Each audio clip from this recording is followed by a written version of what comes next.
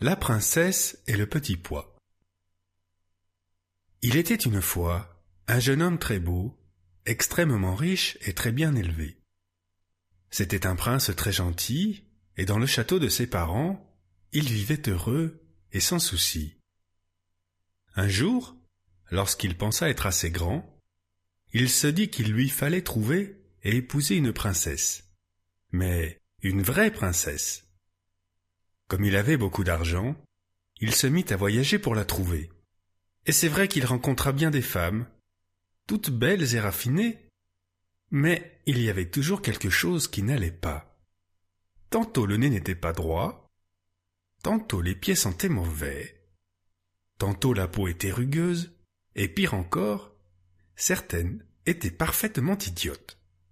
Alors, il demanda audience au plus grand monarque de la terre, afin de rencontrer leur fille.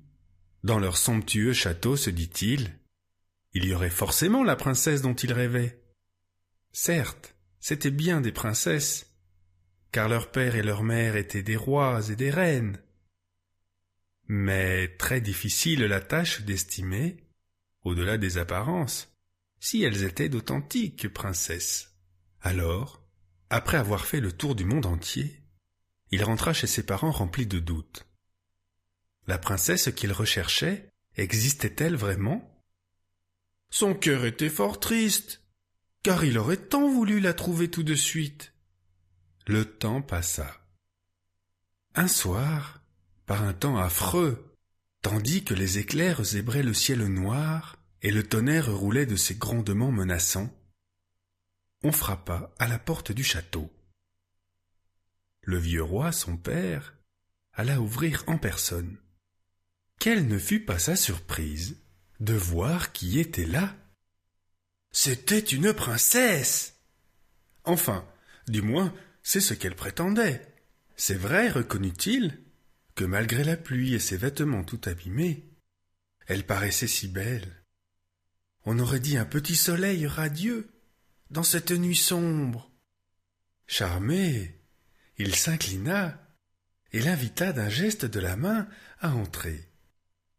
La pauvre, l'orage ne l'avait pas épargnée. L'eau ruisselait sur ses cheveux, coulait le long de son corps gracieux et ressortait par ses souliers, s'échappant entre les orteils de ses menus pieds. La vieille reine, qui était rusée, eut une idée pour savoir si cette jeune fille était vraiment celle qu'elle affirmait être.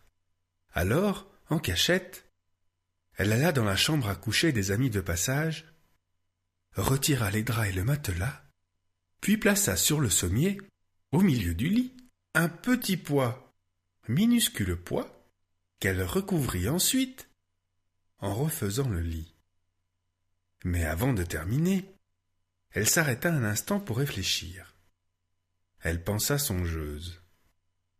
Le petit pois ferait sûrement une grosse bosse, et n'importe qui pourrait sentir qu'elle avait caché quelque chose sous le matelas en se glissant dans le lit. Je ne sais pas pour vous, mais moi, je pense que je n'aurais rien senti du tout. Un petit pois, c'est juste un peu plus gros qu'une poussière. Mais la reine décida de rajouter un autre matelas par-dessus le premier.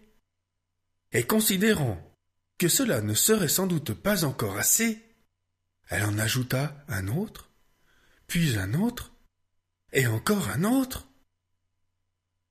Pour finir, la pile de matelas montait presque jusqu'au plafond.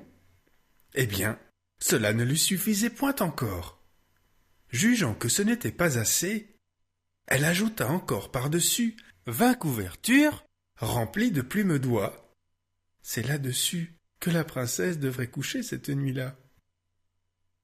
Le soir, avant d'aller se coucher, tout le monde accompagna la jolie demoiselle jusqu'à sa chambre. Le roi et le prince virent bien que le lit était bizarre, mais la princesse était si fatiguée qu'elle ne se rendit compte de rien. La nuit se passa, et au matin, on lui demanda comment elle avait dormi. « Affreusement mal, répondit-elle. Je n'ai presque pas fermé l'œil de la nuit. Dieu sait ce qu'il y avait dans ce lit. J'étais couché sur quelque chose de si dur que j'en ai des bleus sur tout le corps. J'ai mal partout. C'est terrible. » Alors, tout le monde reconnut que c'était une vraie princesse, puisqu'à travers les matelas et les édredons, elle avait senti le petit pois. Une peau si délicate et sensible ne pouvait être que celle d'une authentique princesse.